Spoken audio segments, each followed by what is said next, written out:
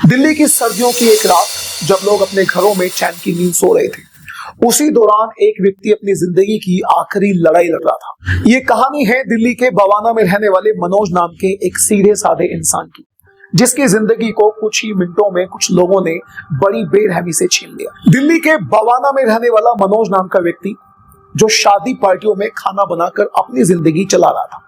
उसके घर में बीवी बच्चे थे। शादियों में खाना बनाकर, पार्टियों में खाना बनाकर वो अपनी जिंदगी को और अपने बीवी बच्चों को बहुत अच्छे से पाल रहा था। लेकिन फिर दिन आता है 1 फरवरी 2025 का। हर रोज की तरह 1 फरवरी 2025 को भी वो अपने काम पर जाता है। शाम होती है, उसके घर वाले उसके आने का इंतजार करते हैं, लेकिन वो अपने रोज वाले टाइम पर घर पर वापस नहीं आता।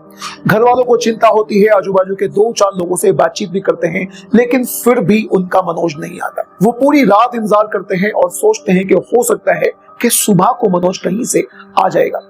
सुबह मनोज तो नहीं आता, लेकिन एक खबर आती है। कुछ लोग उनके घर पर आते हैं और उनसे बताते हैं कि पास में ही जो बवाना फ्लाईओवर है, वहां पर मनोज बेसुध हालत में यानी बेहोशी की हालत में मिला है। घर वाले पूरी तरह से चौंक जाते हैं, घबरा जाते हैं और सीधा मनोज के पास पहुंचते हैं। वहां जाकर देखते हैं तो वाकई में फ्लाईओवर के पास में मनोज पड़ा हुआ था। उसे कुछ भी नहीं पता था, उसके शरीर पर चोट के निशान थे। अब घर वाले उसे सीधा सीधा हॉस्पिटल लेके जाते हैं, लेकिन फिर 4 फरवरी को मनोज दम तोड़ देता है। असल में अस्पताल में इलाज के दौरान उसकी मौत हो जाती है। अब इस मौत का जिम्मेदार कौन था, अभी तक इन घर वालों को इस बात का बिल्कुल भी नहीं पता था। और फिर 5 तारीख को उसकी डेड बॉडी को पोस्टमार्टम के लिए भेज दिया जाता है। पोस्टमार्टम की रिपोर्ट आती है। जैसे ही पोस्टमार्टम की रिपोर्ट आती है तो घर वाले चौंक जाते हैं।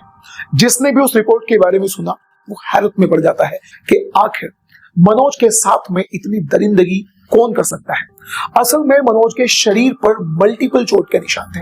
मल्टीपल चोट के निशानों के साथ साथ उसके प्राइवेट पार्ट में लोहे की रोड के डले हुए घाव थे। जब घर वालों ने इस बात को सुना तो उनको यकीन नहीं हो रहा था कि आखिर मनोज के साथ ऐसा कौन कर सकता है। अब ये मामला सीधा सीधा पुलिस वालों के पास जाता है। घर वाले पुलिस वालों के पास जाते हैं, रिपोर्ट दर्ज कराते हैं। और अब पुलिस वालों को पता लगाना था कि मनोज के साथ इतने बेरहमी से ये दरिंदगी किसने करी है। इस बात का पता लगाने के लिए सबसे पहले पुलिस वाले कुछ सीसीटीवी कैमरों की जांच करते हैं और बहुत सारे सीसीटीवी को खंगालते वक्त उनके सामने एक ऐसा सीसीटीवी आता है जिसमें मनोज एक बस में चढ़ रहा था। मनोज एक आरटीडी की बस में चढ़ता हुआ नजर आता है। पुलिस वाले सीसीटीवी में से उस बस का नंबर निकालते हैं। उस बस के नंबर से उसके मालिक तक पहुंच जाते हैं और उसके मालिक से जानकारी हासिल करते हैं कि उस रात उस बस को कौन चला रहा था। तो पता चलता है कि आशीष नाम का एक ड्राइवर, आशीष उर्फ आशु नाम का एक ड्राइवर था।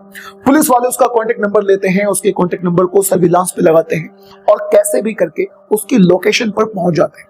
अब पुलिस वालों को आशु से पूछताछ करनी थी। आशु को पकड़ा जाता है और उससे पूछताछ की जाती है। अपनी पूछताछ में आशु एक ऐसा खुलासा करता है जिसको जिसने भी सुना उसने अपने दांतों तले उंगलियां दबा ली। असल में आशु बताता है कि हाँ, उसी ने मनोज की हत्या करी है। हत्या के पीछे की वो एक कहानी सुनाता है और वो बताता है कि जब मनोज उसकी बस में चढ़ा था तो उस वक्त पर आशु के साथ में, आशु उस बस को चला रहा था और आशु के साथ में वहीं पर एक लड़का और भी था। आशु के साथ में उस समय पर एक लड़का और भी था जिसका नाम था सुशांत शर्मा। में एक गांव है जिसका नाम है कराला, वो वहां का रहने वाला था। जैसे ही मनोज बस में चढ़ता है 2-4 मिनट के लिए सब कुछ शांत था, सब कुछ नॉर्मल था, लेकिन फिर उसके हाथ में खाने का एक टिफिन था, 1-2 पन्नियां भी थी। उसके हाथ से वो टिफिन और वो पन्नियां बस में छूट जाते हैं और पूरी बस में खाना बिखर जाता है। जैसे ही खाना बिखरता है तो आशु इस चीज को देखकर पूरी तरह से भड़क जाता है। वो सीधा सीधा मनोज के पास आता है, मनोज को गालियां देना शुरू करता है और उसके साथ मारपीट करना शुरू करता है और उसके कपड़ों को निकालता है और उससे बोलता है कि ये गाड़ी तुमने गंदी करी है, तुम्हारी वजह से गाड़ी गंदी हुई है, अब इस गाड़ी को तुम्हारे कपड़ों से ही साफ किया जाएगा। वो मनोज के कपड़ों से कपड़े निकलवाकर मनोज से ही अपनी गाड़ी पर पोछा लगवाता है। बात यहाँ तक नहीं रुकती, उन दोनों के बीच में कहासुनी हो जाती है और अब ये दोनों लोग मिलकर, गाड़ी का ड्राइवर आशु और साथ में एक लड़का जिसका नाम था सुशांत शर्मा, ये दोनों मिलकर मनोज की बेरहमी से पिटाई करते हैं। उसके एक एक कपड़े को निकालते हैं, उसके शरीर से एक एक कपड़ा निकालते हैं। उसे इतना पीटा जाता है कि मनोज बेहोश हो जाता है और ये लोग यहीं पर नहीं रुकते।